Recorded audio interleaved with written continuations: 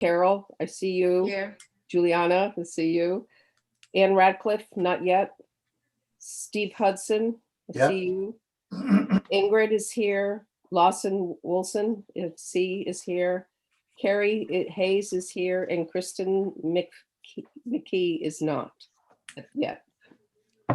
So. Okay. I'd entertain a motion to approve the agenda. So moved. This is Second. Tony. Any discussion on that?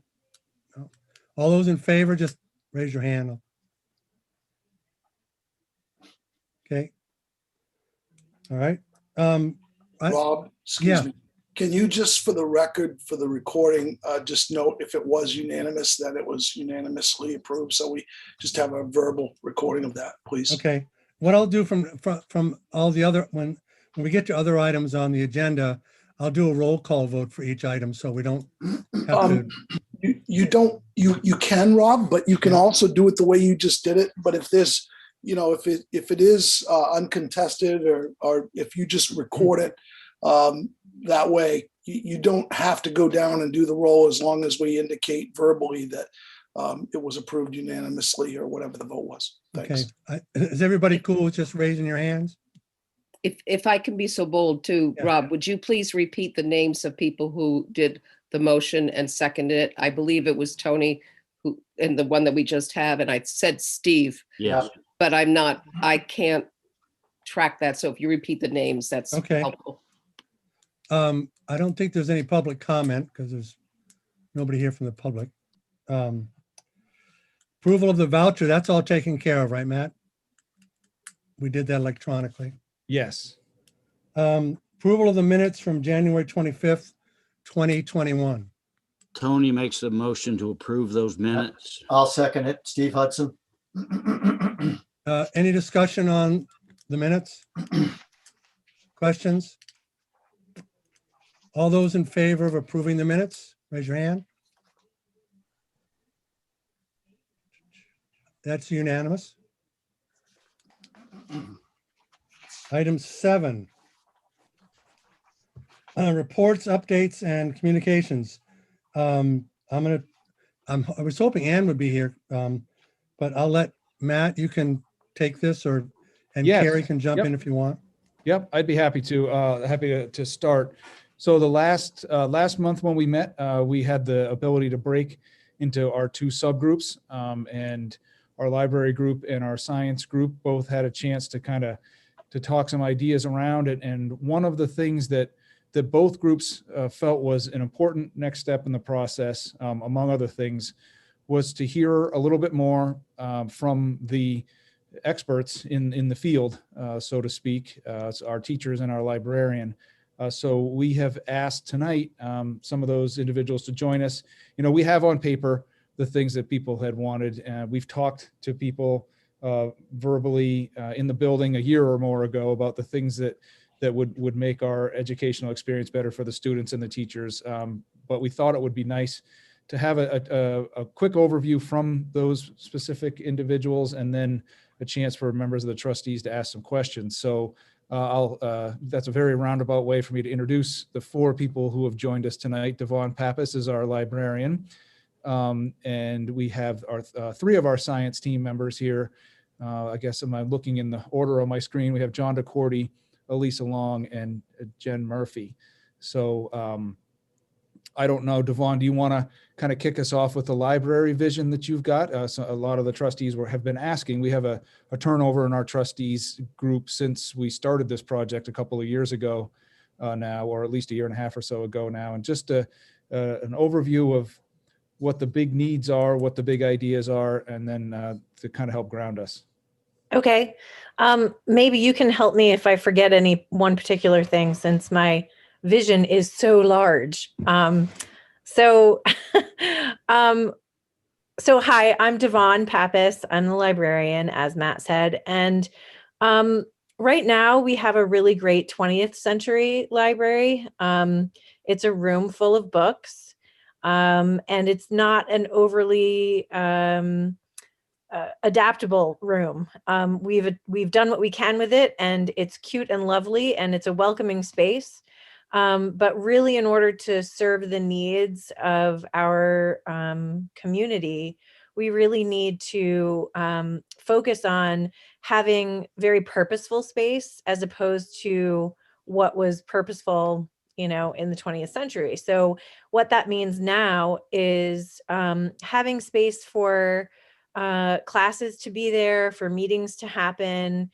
The library should be and is considered already the heart of the school. And so having those places where large gatherings can happen, whether it's a class or a faculty meeting, is really important.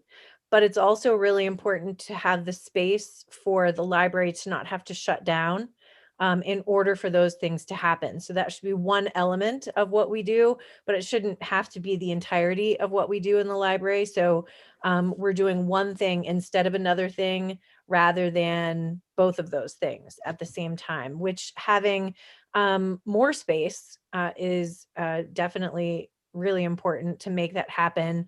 But it's also important to think about what we do with those spaces. So having a dedicated space for a place like a classroom is really an important kind of thing to think about structurally, because that kind of thing is loud. Whereas if you're a student coming in from a study hall and you want to read quietly, right now, you can do that in an uncomfortable chair at a desk or a table, but it would be really nice to have more of a space in the library that was for, individuals to sit and be comfortable and use the space for their own reading pleasure, or for doing an assignment, if that's what works best for them, to do that in a nice, quiet, welcoming space. And so to have our collections spread out in different areas rather than just sort of all in one big lump is really critical, because that allows for those spaces to be carved out for sort of individuals who either want to read or to work on their own and not be bothered by whatever else might be happening in the library. But then it's also really important for us to provide space for collaboration in small groups. And so it's, we try to have sort of those spaces in the library right now. So if you're familiar with the library, you know that we have a long row of desks that's all together, which is where students can sit and collaborate.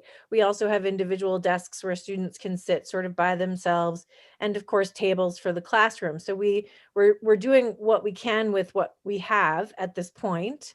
But certainly having purposeful space that allows for all of those things to be happening in the library is going to update how our students use the library, but it's also going to help how the teachers use the library. Because right now, which is great, I go to classrooms, which I think is equally as important as having classes come down to the library.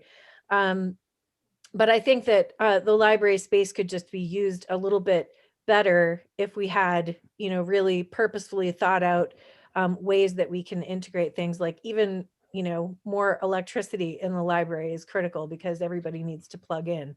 And we have very few spaces for that to happen right now. So there are a lot of things that we imagine and dream about, and there are a lot of things that are really practical that I think all of which is doable, says the optimist. But I think it really is. And I think that it's an excellent way.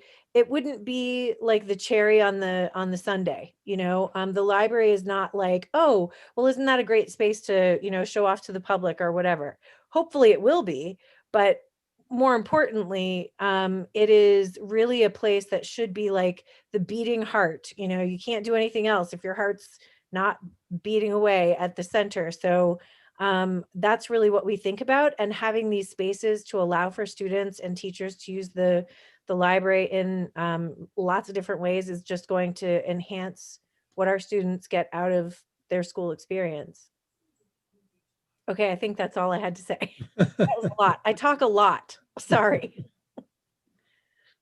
Hey, Rob, Yes, Tony. one thing I like what Devon said is she used the word practical. Thank you. Well, we're Mainers, right? You got Yes. to be practical. Absolutely. Yes. Thank you. Anybody else have questions for Devon? No? Yeah, Carrie? I haven't been in on the committee meetings on this, so I'm not sure what's being envisioned. I know there was some talk of maybe building up. And I was just curious about if we were to do something to bring more light in, like maybe something in the roof that would allow for more light. But in Jessup, they have the balcony style around with the stacks up on the second level. I'm curious if that would be something that you think would work from a noise perspective, so that we could build some extra space in with a higher ceiling, but would it be too loud to have an unfit, so that we don't have to do a full second story of it? Well, Matt and I went to a few libraries last year before everything shut down. And so I think that was last year, or I think it was. Way too I've long. lost all track of time. So, and one of the libraries that we went to was actually it had pretty high ceilings, and it does make things pretty echoey, especially depending on the flooring that you have in the library, which is a big consideration. I mean, we have carpet right now, and that's kind of, I don't know, with dust and things like that. But you also don't want to have just linoleum, because then everybody with any pair of shoes is going to be making noise in there. So it does depend on sort of the materials that you're using. When I envision the library in my head, of course it's palatial, right? And it has like Disney sweeping staircases going down, and I am Belle on that sliding ladder going to get everybody their books. So that's how I envision it. But of course, that doesn't really make a whole lot of sense. And even though I love the idea of that visually, what we would lose is two things. One is the ability to increase our collection, which we have what I consider to be a healthy collection right now. Some people in this state would come into our library and say, holy cow, you guys have so many resources. That's absolutely amazing. And so they would just be like, wow, blown away by what we have. And I'm quite proud of that. But I think it's healthy. I think it's not, we don't have anything that's above and beyond what our kids need. It's really just targeted to our student population. And that's both digitally and in books. I tend to be a book lover and want to keep books in the library. So our fiction collection is really great, but we also have a really well-connected nonfiction collection that goes to, and when I say well-connected, I mean to our curriculum. And so all across our nonfiction, we've got tons of stuff. And so if we didn't have the space to have that grow, I think that would be a bad thing. And the second thing that we would lose by that is the possibility of having like a real meeting space that would be multi-purpose, like a multi-purpose sort of area that would be used not just by the library and not exclusively for the library, but would be an excellent space at the center of the school, which I think could get a lot of use. That being said, if we really want to go with the balconies and the Disney staircases, trust me, I'm all for it. So, Tony, do you have a question? The first university I went to had a library like Devon just described, except for the staircases. It had a balcony, and you could lean on the railing if you were taking a break and look down to the lower level. It had stacks on it. It had 2 or 3 rooms, like Devon, you mentioned, for people to get together. You couldn't hear people if you were outside and what they were doing inside. And it also had provisions for light, natural light to come in.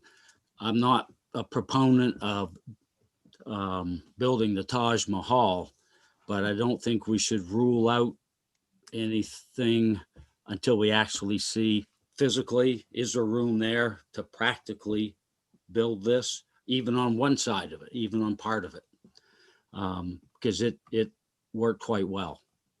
and on the positive side of having something that's open, of course, I have an assistant. I'm lucky to have an assistant she allows me to be able to go into classes and do the kind of teaching that I do while she's running the things in the library, you know, dealing with kids every period, that kind of thing. So couldn't live without her.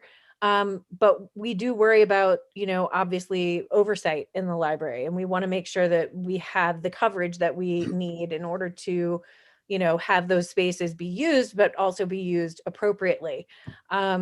In one of the libraries that we went to, there were so many little nooks and crannies that kids could flop on, you know, bean bags and things like that. And I'm just, that is not my thing. So we would definitely want to make sure that kids are, you know, being monitored. So by having an open area, that sort of alleviates a bit of that, depending on how it's structured, obviously. Tony? These breakout rooms I was describing were all glass. Well, it was solid up a certain way and glass. But going back, Devon, to the acoustics, it just depends on, they just have to be properly designed. They don't have to be a deal breaker. There's some pretty simple, we've built wastewater pump stations that are loud inside, but when you stand outside, you can't hear a thing. And they're acoustical boards, about 2 inches thick, and they actually look nice. I don't think I'd want them in the library, but they, it can be done. Well, I'll tell you what, like I said, if you give me those balconies and we throw in And a a couple of staircase. those ladders with the rollers, you know, I will buy myself that blue dress. So Anybody else have a question or comment for Devon? Carol, you're on mute.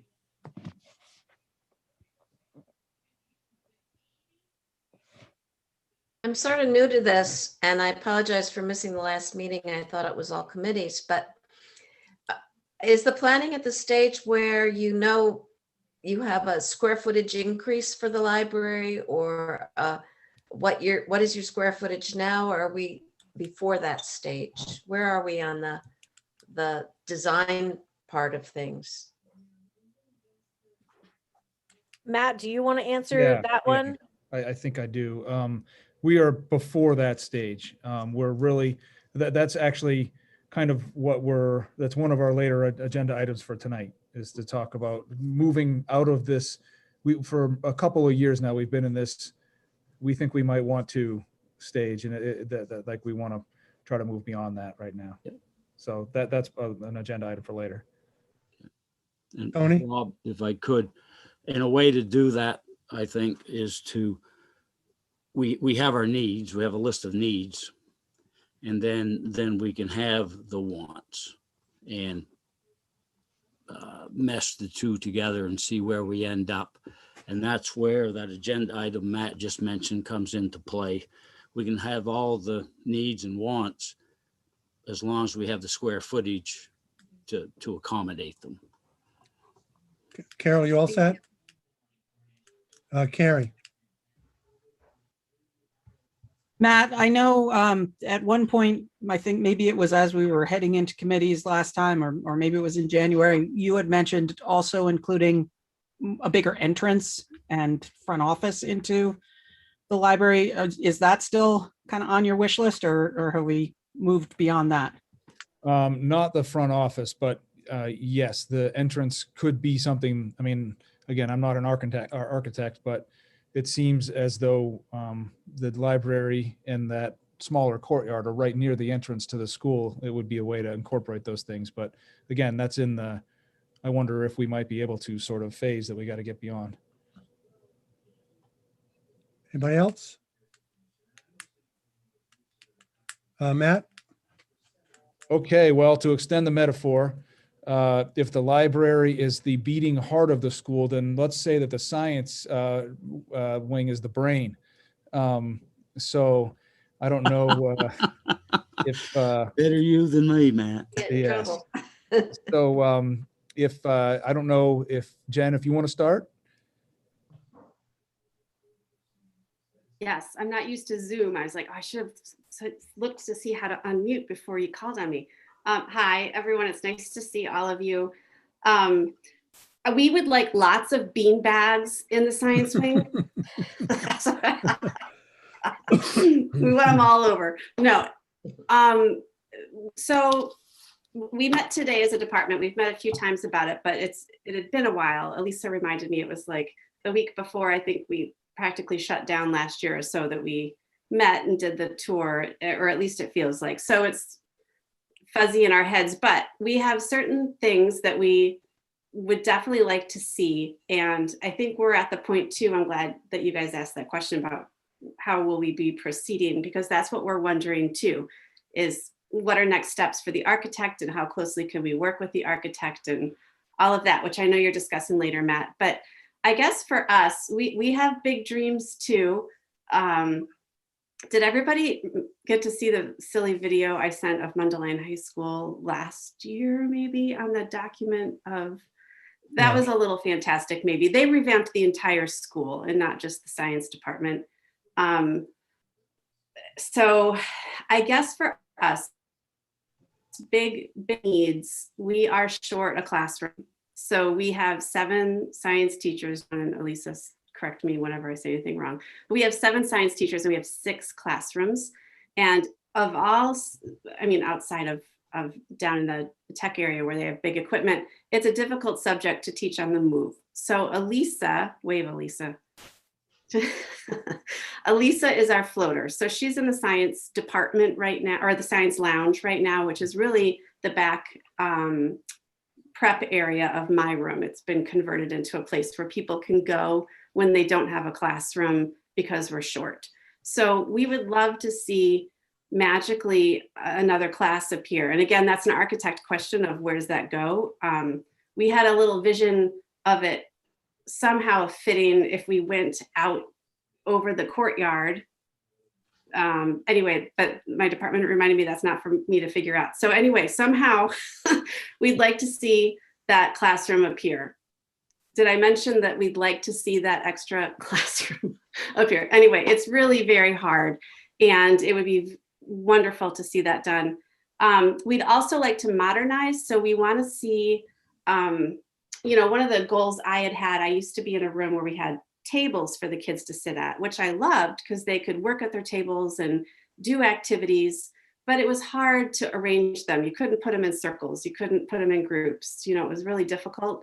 And now I'm in a room where I've got desks, but it's still hard to group them because the space is too small. So that's another concern is I probably have the smallest room up there, but it's really jam-packed. And I teach AP Bio and Anatomy and Physiology now. And to have 20 plus kids in that room is just, well, one, honestly, it's illegal. So it's not even something we're supposed to be doing with the space by the NSTA standards with the association. So that's a huge thing that we should look to improve with this.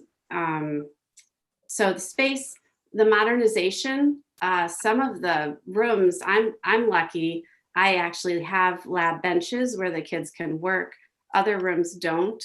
So we've got like tables set up where they could maybe work on that, but there's no plugs, no sinks.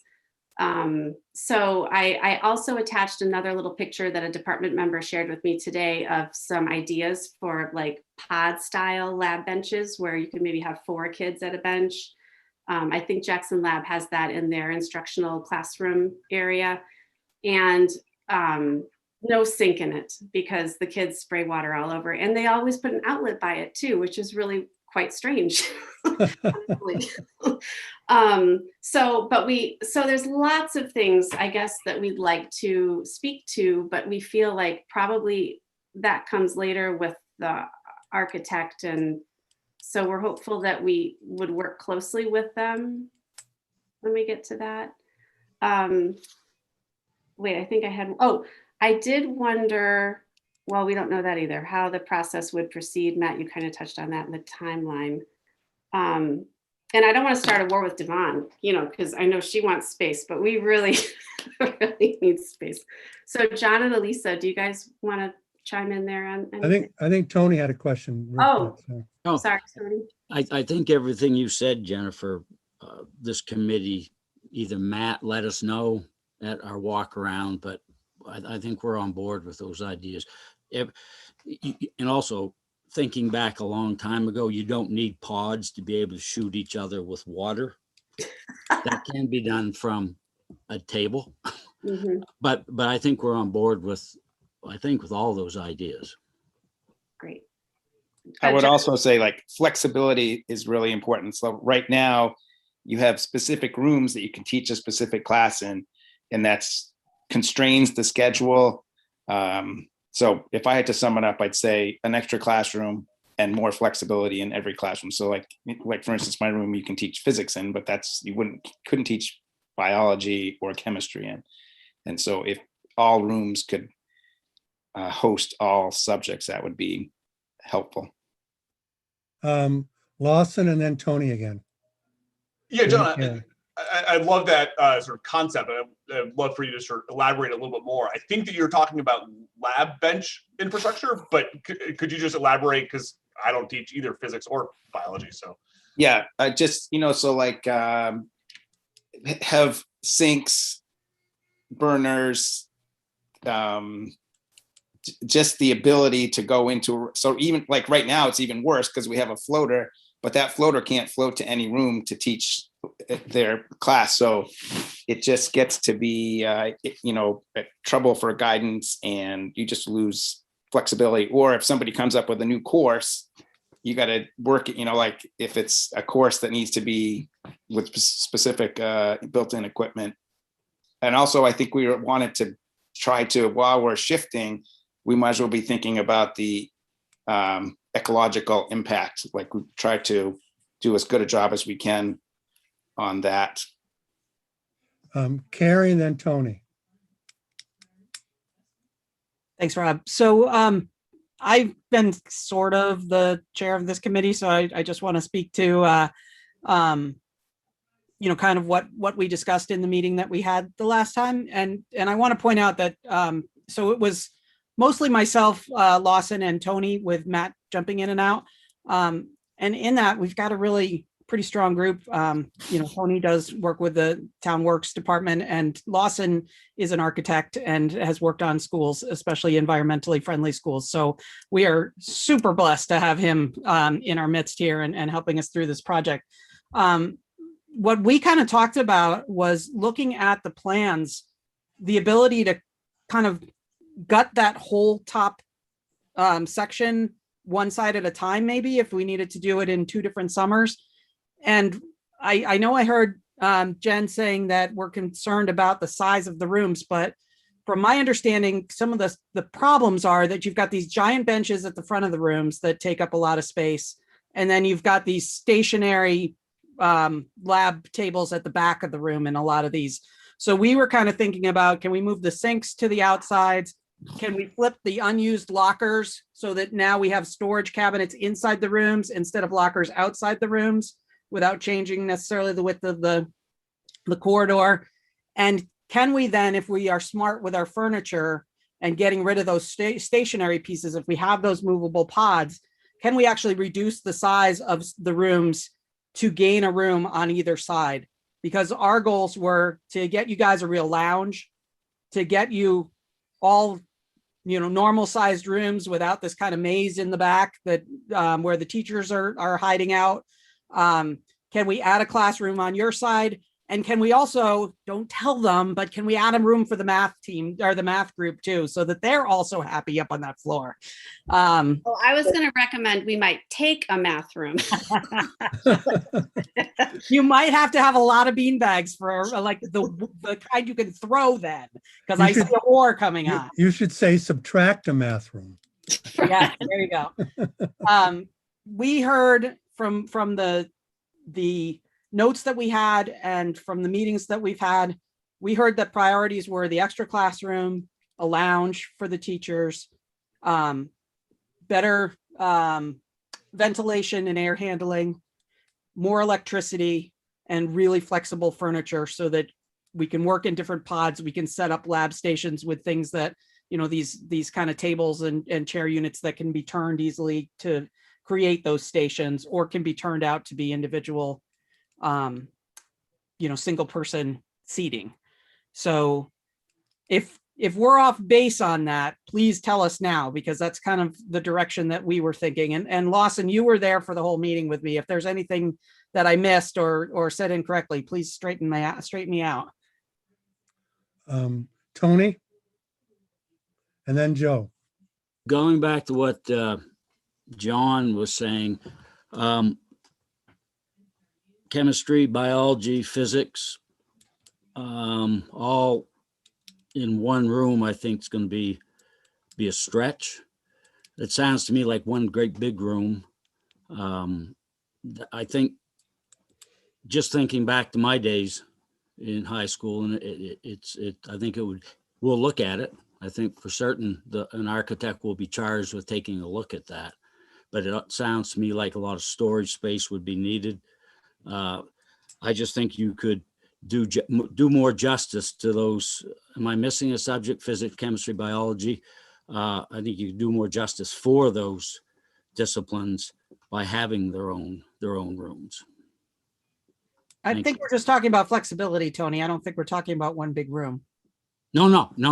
I understand, but I mean a room. Thought you meant that at first too, but I think I agree. I agree with both John and Tony there. Like, I think that it would be nice to have the versatility. Sometimes guidance is like, we got to offer this class. Where can we put it? But I agree to not have to move the equipment. It would be nice to have it stationary in a room and have that be a chem lab, instead, because moving chemicals isn't a good idea either. So And that's another story from a long time ago.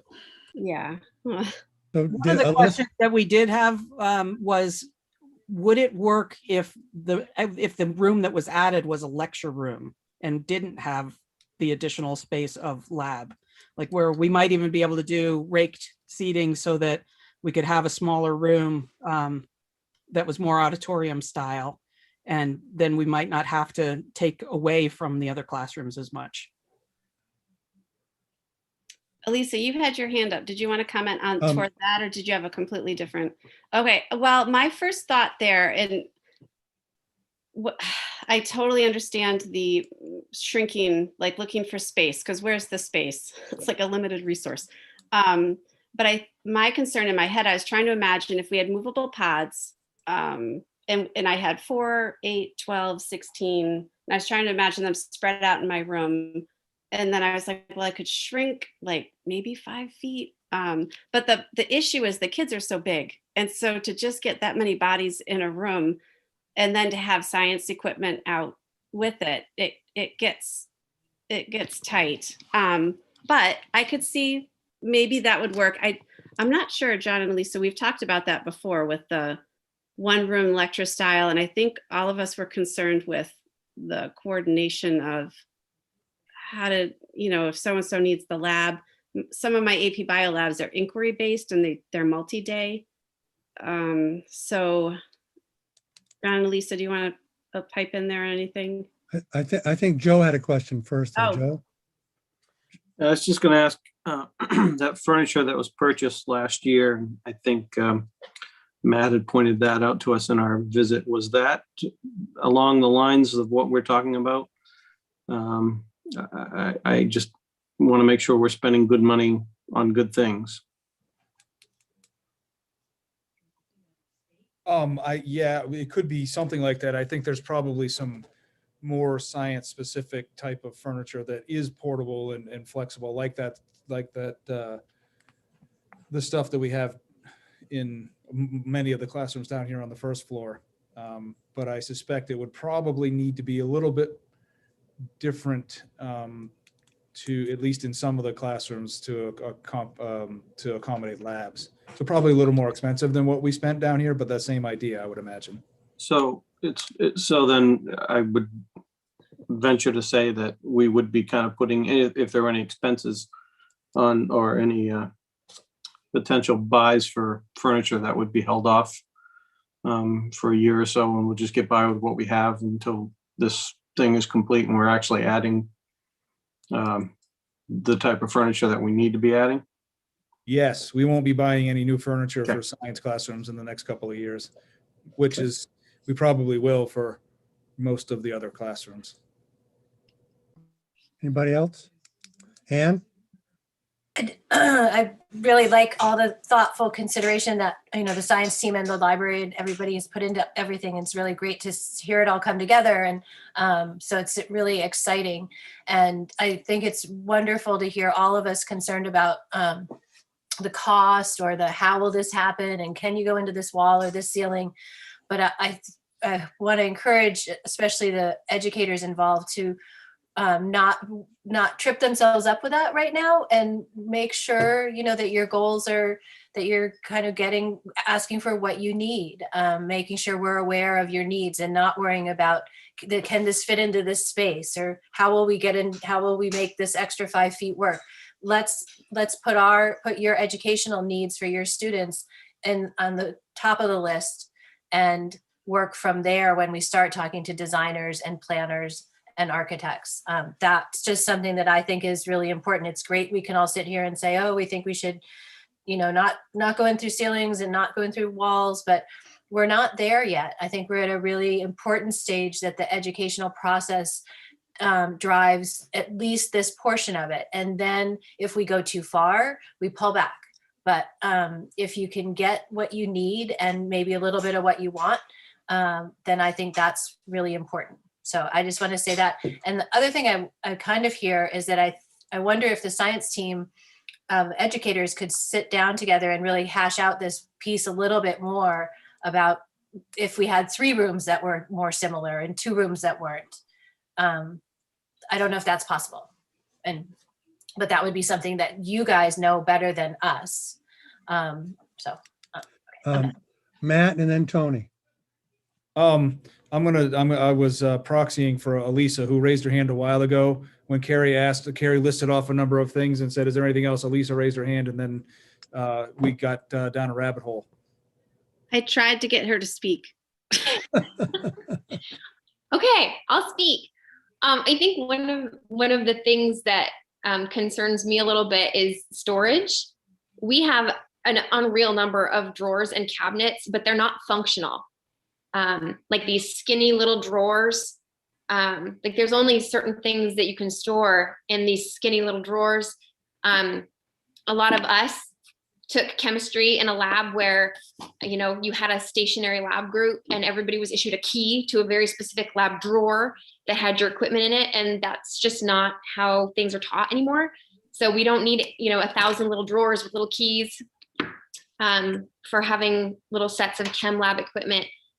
So I would love to see us kind of look at what we need to store and how we need to store it for the OSHA requirements and standards, and really kind of be creative about designing storage that's really functional storage. For lab tables, my architect designer people, if you really want to, I have this vision in my head of this really cool lab table that's like a Murphy bed that actually folds into the wall. And then it folds out of the wall and it has legs that come out to support this other end. And then when you fold it into the wall, it has a whiteboard writing surface so that my students could do a lab, crunch some data, and then be able to right away make a little mini presentation to be able to present their findings to the class by just folding up the lab station. So anybody that wants to get on designing that, the Murphy bed lab station table, I think that that's a big piece of what everybody's kind of looking for, is that flexibility of space to be able to, that would be huge. Like if we could take the tables we have now and fold them into the walls, our rooms would look huge. So just being able to kind of have a space that's flexible, that can change, because we do so many different things in science now. Even crazy things that almost look like PE that we're doing in science in order to mimic things. And we go outside when we can, but when you've got the middle of winter with several feet of snow, it's difficult to kind of juggle gym and cafeteria space as well. So being able to really be able to move furniture to be able to do all the crazy things that we do would be great. But storage and flexibility are kind of my big things. Tony? I agree with her about the storage. No matter how much storage you have, as soon as you move in a month later, you don't have enough. But I think Devon mentioned, and maybe Jennifer mentioned, how much participation and involvement would they have in interaction with engineers and architects. Maybe the first or no later than the second, we would have to have, in my opinion, a meeting like this with the professionals that we hire we would provide them a list, a narrative based on today's discussion, which will generate questions from the professionals that the teachers, I believe, will be best able to answer. So they, my opinion, they will have involvement with the design team. Anything else from the science group? Lawson?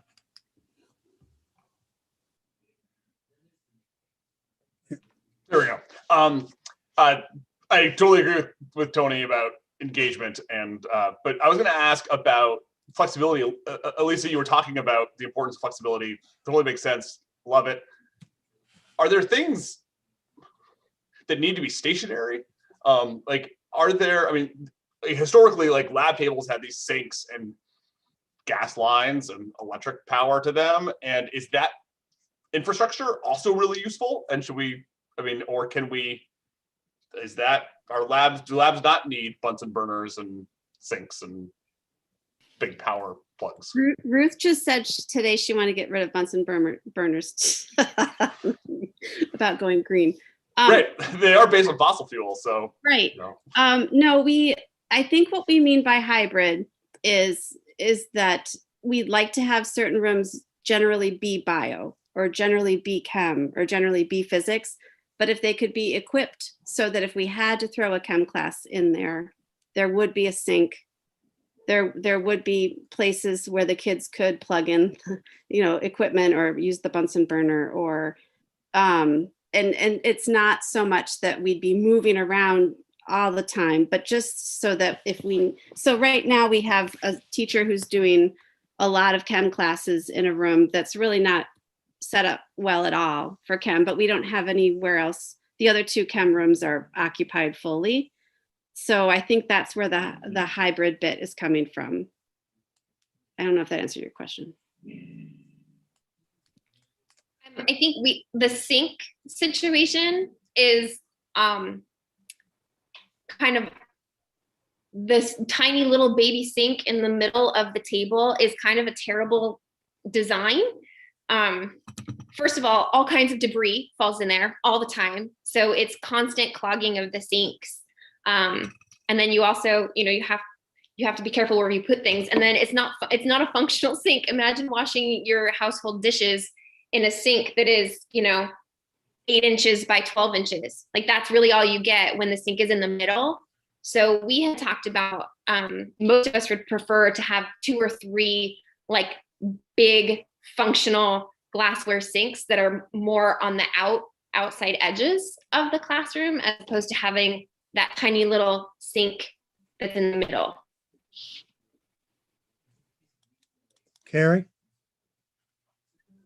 I love the Murphy bed idea. I think that's a fantastic way to save some space. And if there's some way that we can figure something out like that, I'd kind of be surprised if somebody hasn't already done that it's not out there somewhere.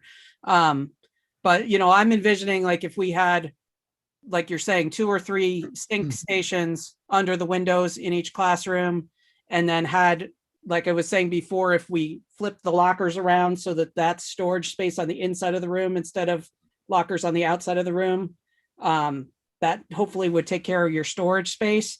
And then we get rid of those giant blocks of table at the front and in the back.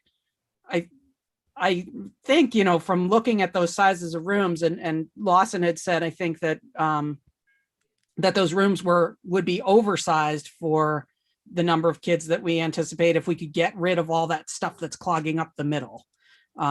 So hopefully this thought that we have, and we do have to run it by architects that we would be hiring to bid on the project, but we were kind of thinking that might work. And so it really was kind of like claiming 1 full-size room and 2 small rooms, with thinking that maybe it was the math group that gets the lecture hall style with the raked seating in a smaller room. and maybe, nicer media presentation opportunity at the front of the room. And maybe you guys can, call dibs on that every once in a while if science wants to do a media-based lecture. Yeah, I think that we had a pretty good plan for how we could get those 2 extra classrooms and get lounges for both departments out of the space that we've already got up there without the major cost of an add-on. Matt and then Jennifer. I'm loving this conversation. And I'm also sensing us starting to delve into the things that we've continued to delve into, where I feel like it might be time to move on to the next phase of this conversation. I also know we're probably going to lose some people fairly soon to other commitments tonight. So I'm wondering if we might want to start talking about the next item on the agenda. Yeah, unless anybody have any other questions. Jennifer wants to make a comment first, and Well, then because I go know ahead. the science group is leaving. Thank you. So I just wanted to say, Carrie, I really like your idea of the lockers being turned, because I know, John, one of your least favorite things, John, is the kids' backpacks. And the kids now they don't use lockers at all, but truly they weren't using them before either. So I like that use of the space. But the storage, we store so much other stuff. So there'd still have to be nice cupboards and such, along the walls. I just wanted to say that so we were aware of that issue, because that's a lot of space. Tony? I think whoever we hire for the design will quite readily be able to address Jennifer's concerns about storage. They will be experienced in science classrooms. I don't mind paying for some education, but not their education. Is too expensive on an hourly rate. But I think the people, if we're diligent, will when someone like Jennifer or Devon mentions something, they'll go, oh yeah, we've done this over here somewhere. Am I right, Lawson? Absolutely. Yeah. We won't hire somebody who's not qualified. So definitely that'll be part of, and maybe this is the right segue to like starting to think about the RFP process and how do we find and identify that person, but we don't. So Does anybody have any other questions for the science group or for Devon before we let them go? Thank you. No? Thank you, guys. So much for coming. Thank you very much. Thank you. Thank you. All right. You'll be back. Bye. Rob? Yes, Tony. This next agenda item is it's concept drawing and cost estimates. I know Lawson did not get on this committee as a way to get hired for this work. Is that a conflict? If I was to suggest. Yes. It is. Thanks. Thank you. Thanks, Mark. I thought maybe it was. That's an easy one. I'm sorry, but yeah, I don't even need to call the attorney on that. No. I mean, certainly, I'm sorry, Rob. Lawson's an invaluable resource and he can really help us vet it. But, and frankly, if Lawson wanted to resign, which we don't want him to do, he would need to be away for 1 year before he could even enter into any work with any of the MDIHS schools. I had a hunch, Mark, that you would So that not waste much time explaining that to me. Us. Thank you. So that being cleared up, let's move on to that agenda item. So what we're talking about, Ann, do you want to make some comments here? And I don't think yet. I mean, Okay. What we're talking about is kind of what Matt referred to earlier in terms of just kind of getting off our butts and moving forward and actually taking some action along with these 2 projects. And the only way to do that is to start doing something. And what we're going to discuss is putting together an RFP for concept drawings and cost estimates. So that seems pretty straightforward. I think the complexity is in the details of the RFP. So that's something we should talk about, I guess. Mm-hmm. Tony. Just stepping back, is it our intention to retain the services of design professional A to do the cost estimate and the concepts, and then retain them for design of the project, or will we, okay. I think don't you think- said no. I don't think that's necessarily true. Oh, no, I was asking that. Yeah, thank Right. you. Anne? So we have a first step, which is developing an RFP for concept drawings and cost estimating. That's the first step. So that's all we need to actually decide on for tonight, correct? Yes. And what are people's questions are directly related to that? I mean, it's not very complicated.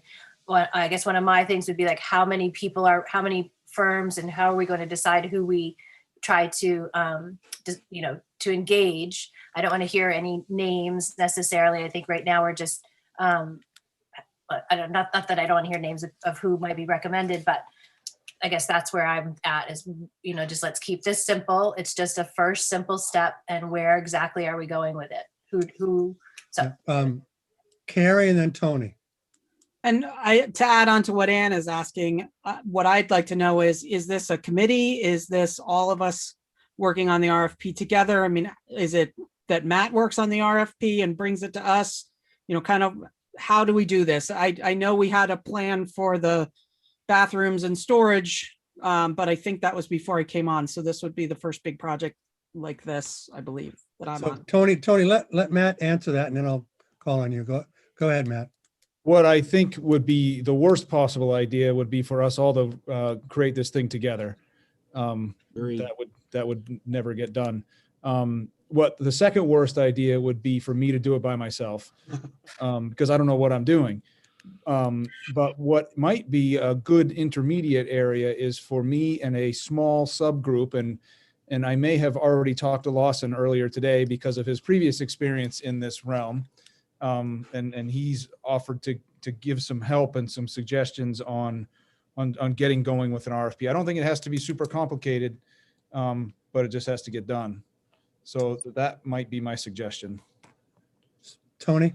It doesn't have to be complicated, but it does have to say and be specific, specific in what we're asking for.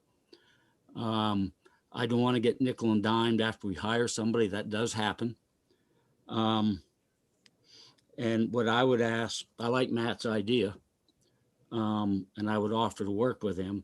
Matt, if you have colleagues that in other towns, states that have done similar projects, even if it's for a different type, even if it's for math, English, and the French class, if we could get a couple copies of the RFPs that they've used, and with Lawson's knowledge, and then how many is going to be, it's what the school's policy is or the district's policy is, I would think that we have to follow.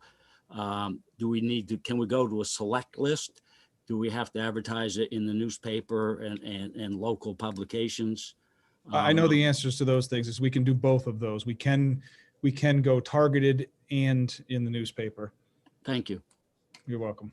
So I don't think we need to have a motion with any specific details regarding the RFP, but we certainly need a motion to proceed with developing the RFP. And then if we vote on that, then, yeah, Carrie, just one second. And then if we decide to move forward with that, which I think we will, then we can put together the small group that Matt needs to work and to draft the thing. And then we can, I think we could share, he could share the draft with DocuSign. We could just distribute that amongst ourselves and look at it instead of waiting to discuss the draft at the next meeting. We can all get a idea of what the draft document looks like, and then at the next meeting decide to move forward with the RFP.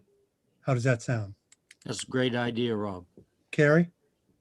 Now, my other question here is about the financing. I know that we've talked about when we actually come around to doing this project, it's most likely going to have to go out to vote with the towns, correct?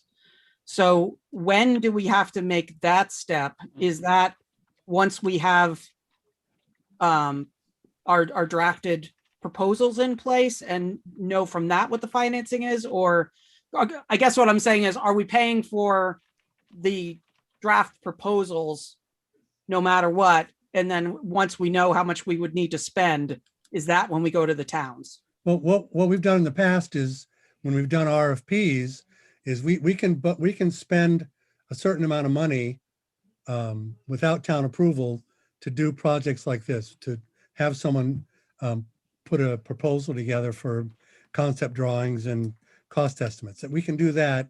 And then that's what's going to give us the number that we'll then take to the town for the big bucks.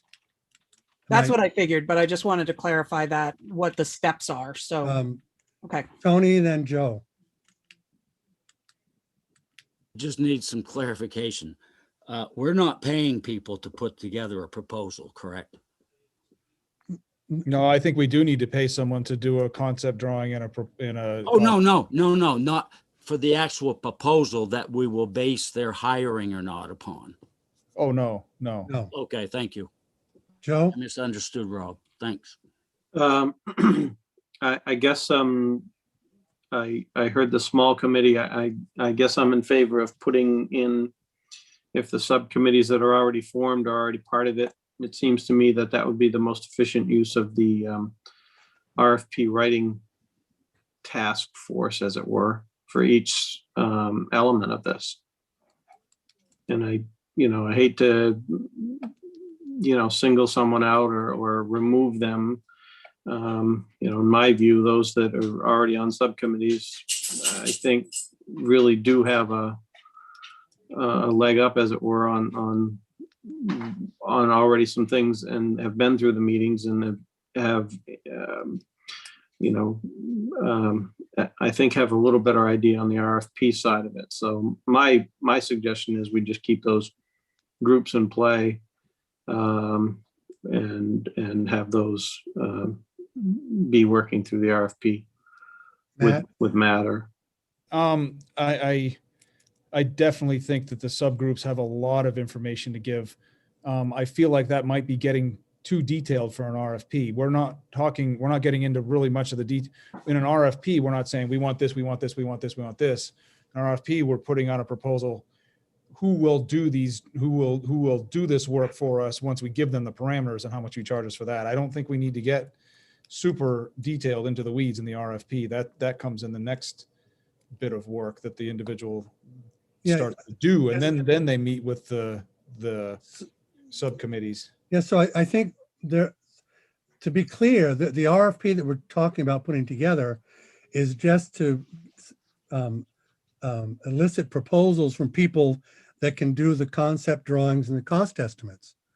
It doesn't involve any details about those concept drawings or cost estimates. We're just trying to find someone that we're comfortable with doing that stuff for us.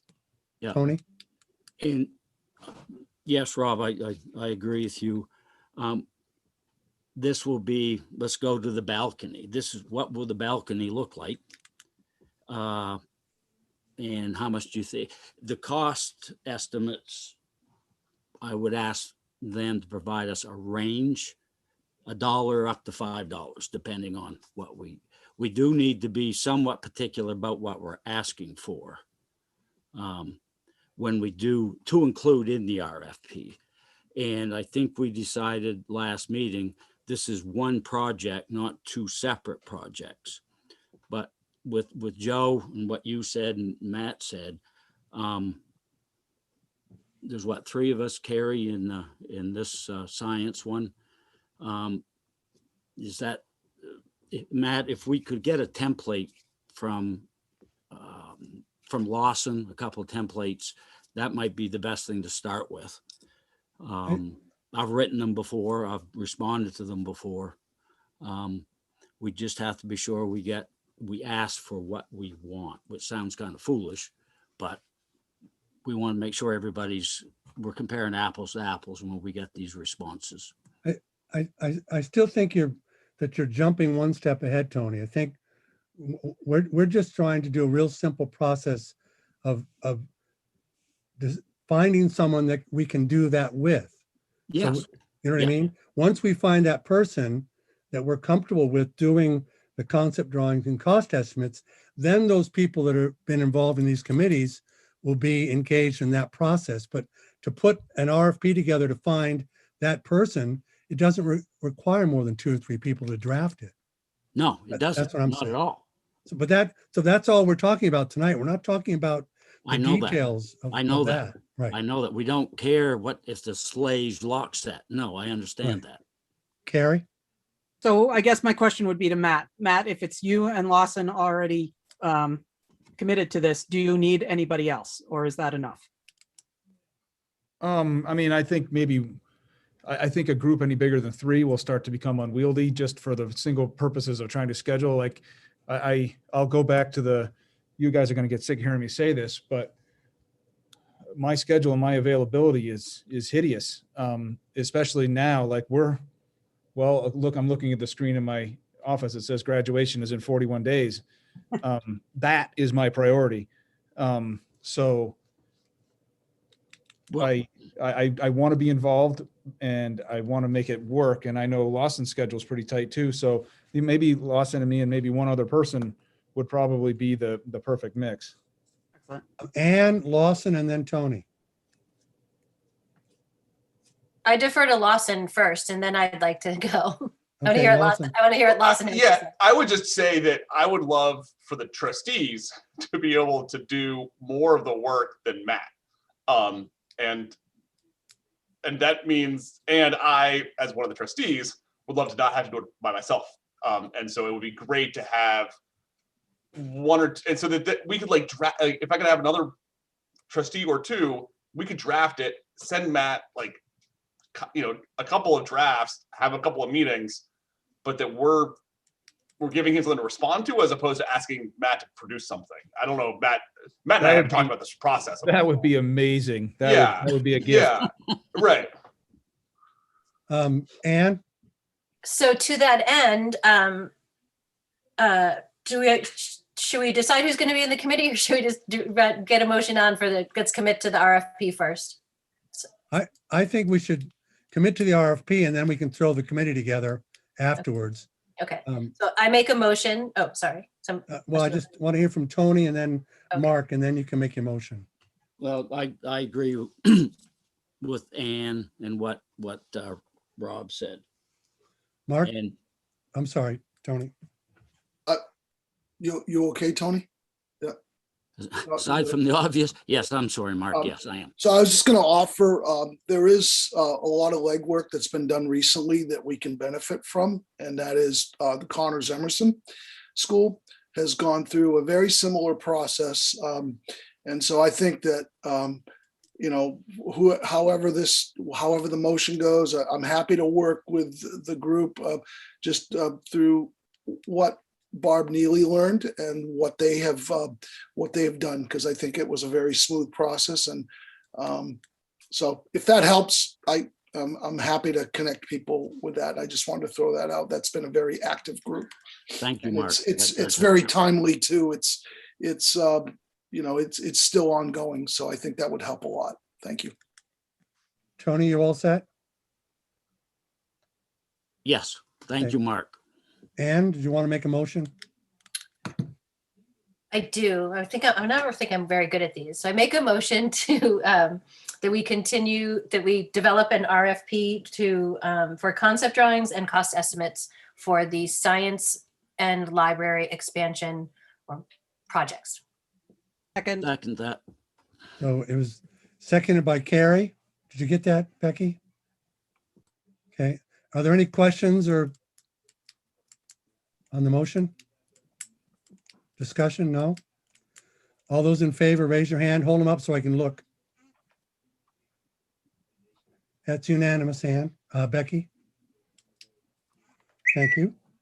So now I think Lawson's idea was well received by Matt, so I think Lawson, do you want to take the lead in doing this with a couple other people? Yeah, I'd be happy to, especially if I could have somebody. I'm very good at if somebody can bug me and make sure that I don't forget about things. If I forget about things, because I've got 600 other things on my desk. Who wants to bug Lawson? I All Bud Lawson. I would bug Lawson as well. Great. So you've got Tony and Ann. That feels wonderful. I feel like the three of us can work with Matt and hopefully make his job this much easier. We'll do the work, let Matt review it. Ann, go ahead. I just want to make sure that there isn't anyone else who really wants to be a part of this that feels like they're not. I don't see anybody jumping up. 3 is enough, I'm told, so there's no point. I mean, it is plenty, so. I think it's good to have, I've been more on the library from the beginning. Tony's been with the science and Matt's in the middle. Lawson's been on the science. So I feel like, and I think my science committee people trust me to lead the, give it voice. So I think I'm good. I think it's a good group. So it actually feels good to have some motion here. It's good. Any other discussion on that item? No. There's no action items other than that, I don't think. That's item number 9. Any other business that anyone wants to bring up? No? Any future? Yes, Carrie. Did I see that Butch Bracy is retiring? And if that's the case, what is that going to mean for the school and the works at the school? You did see that. And so we are in a pattern right now. So Mark has just in the central office advertised for the director of operations position. And so we are trying to figure out how that position meshes with our maintenance and transportation director position and how we go about moving forward. And we haven't really come to a final conclusion on that piece yet, other than to say it is likely not to be exactly the same structure as it currently is. And does Butch have an assistant or anybody like that who would logically kind of slide into taking over his duties, or are we looking to hire brand new? I don't think I should comment on that. Yeah, I know. I was gonna say, is that our purview? Does he have an assistant? It's a wide open process and we would encourage. Is that even our purview, honestly? That's the school board. It's just Right. that director position is a wide open process and we encourage anybody with an interest to apply. Yeah, okay. Joe, did you have The question I did. there is we have 2 sub leadership positions in the maintenance department, one who's a head custodian and one who is a basically special projects individual. Joe, go ahead. Thank you. I don't recall having a motion or making a motion for the committee to draft the RFP. If it's not needed, that's fine, but we did not vote on one that I recall. We did. We voted on the creation An of, RFP. right. We didn't vote on the committee that makes it up. I don't care if we do or not, I'm just bringing it up. Don't have to, I don't think. I don't think we have to. That's fine. That's our purview. Yeah. Next meeting day, we've because we skipped that last one, it's already in writing. I'm just trying to remember what day it is. We're Is it doing, what is it, the last Thursday or the first Monday, the last Monday? What is our? Fourth last Monday. fourth Monday, so it'll be May what? 24th. May 24th. We should just Okay. thank Ingrid again for bringing that up. It makes it so much easier. Whew. It does. Nice, because you can even in like Google Calendar, you can tag it to just pop right in there on the 4th Monday. So Anybody have anything else? Yeah, just a quick question for Steve Hudson. Hey, Steve, over your left shoulder, is that the Hesper and the Luther Little? You're correct. Thank you, sir. Before they were taken to the dump. Yeah, or burned, right? Nice Yeah. photo, Steve. Thanks. That's actually, it's a pen and ink drawing by a woman who I got a copy for my mother, and then when she died, I ended up with it. So Nice. Nice. I Thanks, Steve. I have to wait before we all go. I don't think we've met as a committee, Mark, since your retirement. So I think No. think Good everyone luck. here joins me in saying we were sad to see that come through. Happy for you and your decision making and your family, but I think it all left us a little bit like, oh no. So we wish you certainly a lot of well and appreciate and we appreciate all that you've done for Thanks. helping all of us. Thanks, Ann. I'm blessed to be here and I'm around for a little bit. So I'll be working, but thank you. That's very kind of you. I appreciate it. This has been a great place, and I'm not going anywhere. I'm going to be living right here. So thanks. You'll be able to go to, Volunteering in the schools, I think. right. You'll be able to go to town meeting and complain like everybody else. Thank you, everybody. Good Thank you. job, Rob. Good Thanks. job. Doing. Oh, we didn't have a motion to adjourn, but I guess it doesn't matter. So moved. Okay, we're adjourned.